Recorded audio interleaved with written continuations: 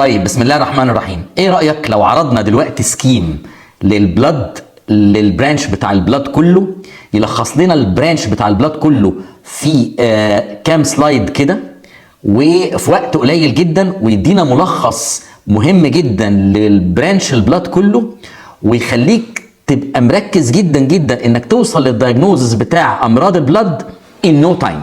سكيم مهم جدا جدا جدا. تعالوا نشوف. ده مهم قوي قوي قوي قوي الحقيقه من هنا لحد بكره. الجلوبال سكيم بتاع كتاب البلد هيماتولوجي. تعالوا نشوف. عندنا هنتكلم ان شاء الله على الار بي سيز، وايت بي سيز، وبليتلتس بطبيعه الحال. اولا نبتدي بالار بي سيز ونقول ار بي سيز الهيموجلوبين هنقسم لعنوانين، يا اما الار بي سيز والهيموجلوبين ناقصين تبقى الحاله انيميا، يا اما زايدين تبقى الحاله بوليسايديميا. كلام بديهي جدا. نبتدي الاول بالانيميات ونقول الانيميا دي ازاي نعملها سكيم. نحلل الام سي في، نقيس الام سي في المين سيل فوليوم اللي هو المفروض من 80 ل 100 فيمتوليترز. نلاقي انه الام سي في يا اما زايد يا اما ناقص يا اما نورمال. لو كان نورمال تبقى الانيميا هيموليتيك انيميا او ابلاستيك انيميا، لو كان ناقص تبقى اسباب المايكروسيتيك هايبوكروميك انيميا، لو كان زايد تبقى ميجالوبلاستيك انيميا. باختصار يعني نبتدي الاول بالميجالوبلاستيك انيميا. طب لو لقيناه زايد وطلعنا انها ميجالوبلاستيك انيميا، هنلاقي شيفت تو ذا رايت، وطبعا شرحنا شيفت تو ذا رايت كويس جدا في الكورس. وبعدين الميجالوبلاستيك انيميا بتتقسم، لقينا فيها نيورولوجيكال مانيفستيشنز موجوده ولا ما لقيناش نيورولوجيكال مانيفستيشنز موجوده. لو لقينا نيورولوجيكال مانيفستيشنز موجوده تبقى نقص بي 12. لو لقينا نيورولوجيكال مانيفستيشنز موجوده تبقى نقص بي 12. لو ما لقينا نعمل بقى ساعتها البي 12 اساي، نقيس البي 12 ونعمل سيرولوجي بتاع بيرنيشس انيميا. لو لقينا النيورولوجيكال مانيفستيشنز مش موجوده تبقى فوليك اسيد ديفيشنسي، نقيس الفوليك اسيد وانتهى الموضوع. يبقى ده فيما يخص الميجالوبلاستيك انيميا. طب لو كان الام سي في نورمال تبقى هيموليتيك انيميا او ابلاستيك انيميا. نفرق بينهم بايه؟ سهله جدا. نقيس الريتكس، لو كان الريتكس زايد ولا ناقص. لو الريتكس زايد تبقى هيموليتيك انيميا، ولو ناقص تبقى ابلاستيك انيميا. ناكد ازاي الابلاستيك انيميا؟ بالبون مارو اكزامينيشن طبعا، اللي هو اهم انفستيجيشن في الابلاستيك انيميا. طب لو كان هيموليتيك انيميا ازاي نكمل تفاصيل السكيم بتاع الهيموليتيك انيميا عشان نوصل للدايجنوزس بتاعها، لان الهيموليتيك انيميا دول اسباب كتير جدا، مليون. نعمل تيستس فور انترافاسكولار هيموليسيس. لو لقينا التيست بتاعت الانترافاسكولار هيموليسيس اللي هم الاربعه اتش المشهورين، هيموجلوبينوريا، هيموسيدرينوريا، نقص هابتوجلوبين ونقص هيموبكسين، بوزيتيف ولا نيجاتيف؟ بوزيتيف يبقى دي انترافاسكولار كوزز، نيجاتيف يبقى دي اكسترافاسكولار كوز. وطبعا في الكورس عرفنا مين هم الانترافاسكولار كوزز ومين هم الاكسترافاسكولار كوزز. الاكسترافاسكولار كوزز هنعمل بقى سبيسيفيك تيست ليها، مثلا اكزامبل اوزموتيك فراجيليتي تيست للهيريديتري سفيروسايتوزس مثلا. يعني الانترافاسكولار كوزز معروفين اسبابهم، بي ان اتش نعمل فلو سايتومتري، جي 6 بي دي ديفيشنسي نقيس جي 6 بي دي اكتيفيتي. قال له اميون هيموليتيك انيميا نعرفها بالهيستوري، انه خد مثلا انكومباتيبل بلاد ترانسفيوجن. انفكشنز الملاريا نشوف البلاد فيلم. فيزيكال كوزز نشوف الشيستوسايتس اكيد. طب وممكن تبقى بعض انواع الاوتو اميون هيموليتيك انيميا زي البي سي اتش اللي هي باروكسيزمال كولد هيموجلوبينوريا. في الحاله دي هنلاقي الكومز تيست بوزيتيف والاي جي جي انتي بوديز بريزنت ات 4 ديجري سنتيجريد. يبقى احنا كده قلنا سكيم مظبوط جدا جدا. نفرق الهيموليتيك انيمياز من الابلاستيك انيميا، وعرفنا ازاي نفنط الهيموليتيك انيمياز واسبابهم ما بين انترا واكسترا فاسكولار كوزس. نروح لاهم واحده بقى. لو كان الام سي في ناقص تبقى مايكروسيتيك هايبوكروميك انيميا، ودي ليها سكيم مشهور جدا. بس قبل ما نقول السكيم ده نقول اسباب المايكروسيتيك هايبوكروميك انيميا ايه اللي هيبقى فيها نقص ام سي في ونقص ام سي اتش سي. الكلام ده قلناه في الكورس كويس جدا. ايه اسبابهم؟ ثلاسيميا، ايرون ديفيشنسي انيميا، انيميا اوف كرونيك ديزيز، وديفينتلي سيدروبلاستيك انيميا. تحت حروف تي اي سي اس اللي هي تكس. ثلاسيميا، ايرون ديفيشنسي انيميا، كرونيك ديزيز، انيميا اوف كرونيك ديزيز، وسيدروبلاستيك انيميا. احفظها بكلمه بحروف تكس. طب نعمل سكيم بقى للمايكروسيتيك هايبوكروميك انيميا ونقول السكيم ده شكله ايه بالظبط. اولا نقيس السيرم ايرون. السكيم ده هيجيب لنا ايه؟ السكيم ده هيفرق لي الاربع انواع بتوع المايكروسيتيك هايبوكروميك انيمياز من بعض لحد ما نجيبها لاخرها ان شاء الله. اولا السيرم ايرون نقيسه حاجه من اتنين، يا ناقص يا زايد. لو كان ناقص يبقى حاجه من اتنين، يا ايرون ديفيشنسي انيميا يا انيميا اوف كرونيك ديزيز. نقيس السيرم فيريتين، يفرق لنا بين الاثنين. لو سيرم فيريتين ناقص ديفينتلي تبقى ايرون ديفيشنسي انيميا. يبقى سيرم فيريتين ناقص ولا زايد؟ ناقص تبقى ايرون ديفيشنسي انيميا، زايد تبقى انيميا اوف كرونيك ديزيز، لان بيبقى فيها السيرم فيريتين هنا زايد لانه اكيوت فيز رياكتنت. مظبوط. طب ولو كان السيرم ايرون زايد من الاول تبقى يا اما ثلاسيميا يا اما سيدروبلاستيك انيميا، والكلام ده قلناه في شرح الكتاب بتاع البلاد في الكورس بتاع الهيماتولوجي. لو كان ثلاسيميا ولا سيدروبلاستيك انيميا، الفرق بينهم بيعمل هيموجلوبين الكتروفوريس، ادور على هيموجلوبين اف بتاع الثلاسيميا، لقيناه موجود ولا مش موجود؟ موجود تبقى ثلاسيميا، مش موجود تبقى سيدروبلاستيك انيميا. اكد ازاي سيدروبلاستيك انيميا بايه؟ اكد بان انا الاقي زياده في الاف اي بي، وطبعا انت عارف احسن مني ان الاف اي بي ده اختصار فري اريثروسايت بروتوبورفين، وانا شرحته كامل في الكورس. واكد اكتر بوجود رينج سيدروبلاست في البون مارو بالمنظر ده، يعني اللون الازرق ده بيبقى حوالي عباره عن ايرون جرانيولز اللي هي الايرون الذي لم يستخدم، وده اللي بيحصل في عينين السيدروبلاستيك انيميا، عيب في اليوتيلايزيشن بتاع الايرون. يبقى ده سكيم كامل متكامل لان انا افرق الاربع انواع بتوع المايكروسيتيك هايبوكروميك انيميا، ثلاسيميا ولا سيدروبلاستيك انيميا ولا ايرون ديفيشنسي انيميا ولا انيميا اوف كرونيك ديزيز. طيب نروح بعد كده على الحاجه الثانيه اللي هي طب الهيموجلوبين والار بي سيز لو زايدين تبقى بوليسايديميا. بوليسايديميا دي هنلاقي الار بي سيز زايده، هنقول يا اما زايده لوحدها الون ولا زايده ومعاها زياده في الوايت بلاد سيلز والبليتلتس في السي بي سي وفي البون مارو. لو ناقصه لوحدها تبقى سكندري بوليسايديميا، وطبعا اسبابها موجوده في الكتاب وقلناها في الكورس، واهمها كرونيك هايبوكسيا. لو الار بي سيز زايده كجزء من زياده كمان وايت بي سيز وبليتلتس تبقى بوليسايديميا روبرا فيرا اللي هي البرايمري بوليسايديميا. فرق بينهم ازاي؟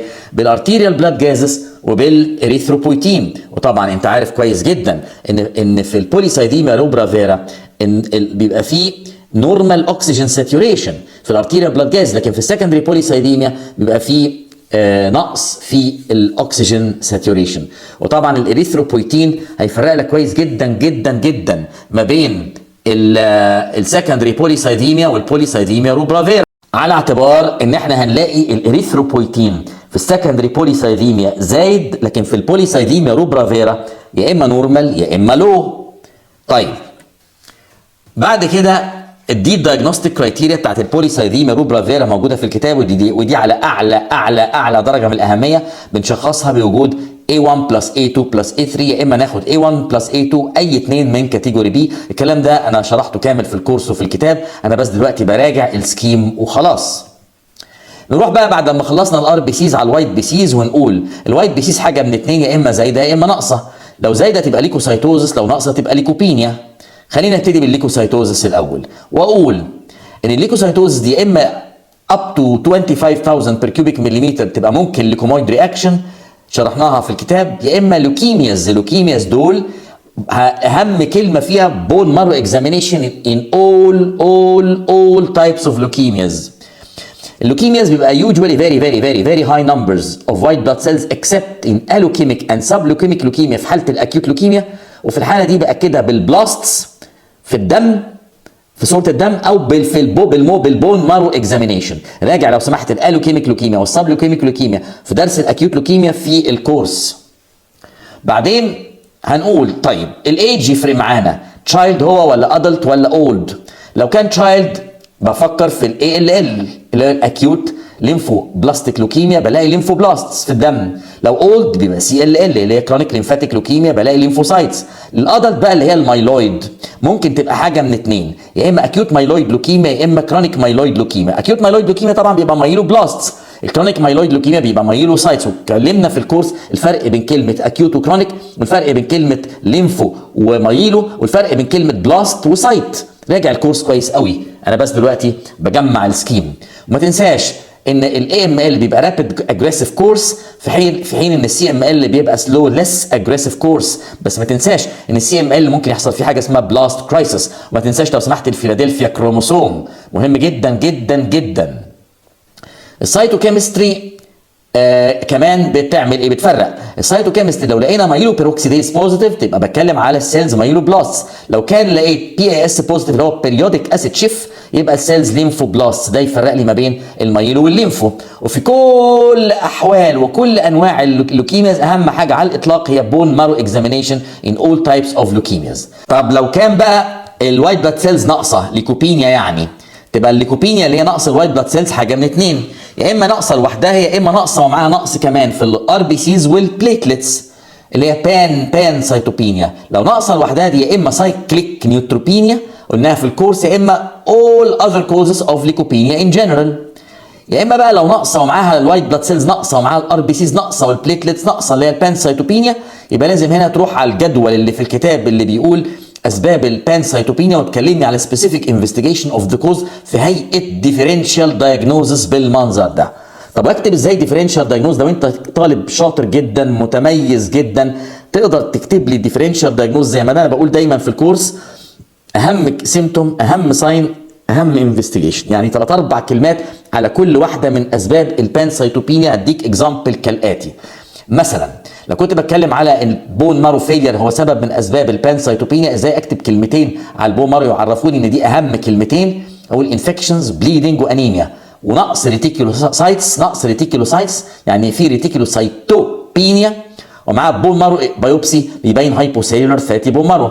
لو عايز اقول بون مارو انفلتريشن بقى اللي هو درس المايلوفتيسيك انيميا هكتب كلمتين برضو انفكشنز وبليدنج وانيميا ومانيفستيشنز اوف ذا كوز اكزامبل تي بي، وراجع في كتاب التشست التي بي بيعمل مايلوفتيسيك انيميا قلناها في الكورس، واخد بون مارو بايوبسي عشان اشخص البون مارو انفلتريشن. يبقى شوف اللي مكتوب بالاصفر دول 3-4 كلمات عن الموضوع، بس اهم 3-4 كلمات اللي لما الممتحن يشوفهم يقول ان انت شاطر جدا جدا جدا. مثلا لو عايز اتكلم على ام دي اس اللي هو المايلوديسبلاستيك سيندروم اكتب كلمتين failure of maturation of one or two or three cell lines اللي هو المايلوديسبلاستيك سيندروم قلناه في الكورس. ميجالوبلاستيك انيميا والماكروسيتيك انيميا مع انفكشنز وبليدنج وجي اي تي مانيفستيشنز بيبقى ان ذا فورم اوف اتروفي. ممكن لا يبقى معاه سب اكيوت كومبايند ديجنريشن لو اوف ذا سباينال كورد لو كانت بي 12 ديفيشنسي مش فوليك اسيد ديفيشنسي، لان الفوليك اسيد ما فيهوش نيورولوجيكال مانيفستيشنز. وطبعا في شيفت تو ذا رايت ممكن الاقي البي 9 ناقص اللي هو الفوليك او البي 12 ناقص، وممكن الاقي سيرولوجي لو كانت بيرنيشس انيميا.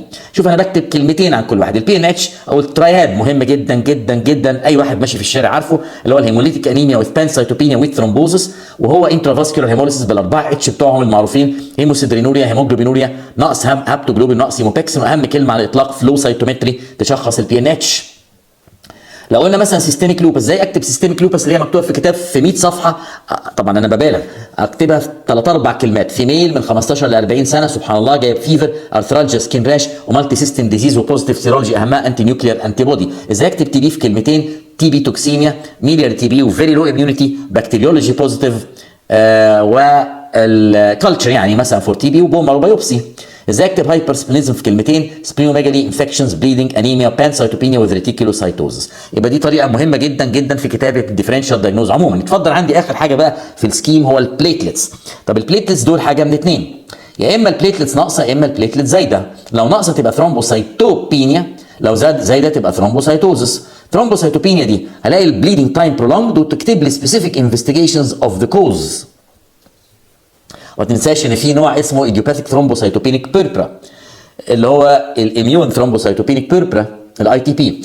الثرومبوسايتوزس بقى حاجه من اتنين، يا اما العدد البليتلت زاد عن مليون يا اما اقل من مليون. لو زاد على مليون هو اسينشال ثرومبوسايتوز اللي هو واحد من الاربعه بتوع المايلو بروليفريتيف ديس اوردرز. في الحاله دي باكد بالبون مارو. لو اقل من مليون يبقى سكندري ثرومبوسايتوزس، وتكتب لي ديفرنشال دايجنوز اوف ذا كوز اوف سكندري ثرومبوسايتوزس اللي هي مكتوبه في الكتاب. يبقى ده سكيم، جلوبال سكيم، يعرفني ازاي اوصل لدايجنوزس لامراض الار بي سيز وامراض الوايت بي سيز وامراض البليتلتس بطريقه مبسطه جدا جدا جدا ان شاء الله. شفنا السكيم. اوعدك لو انت السكيم ده عملت له proper digestion وابزوربشن، يعني هضمته كويس جدا جدا وذاكرته كويس واستوعبته كويس، هيبقى البلاد كله في دماغك وبمنتهى السهوله توصل ان شاء الله للدايجنوزس. اوعدك، بس امشي فيه كويس جدا جدا لو سمحت ان شاء الله.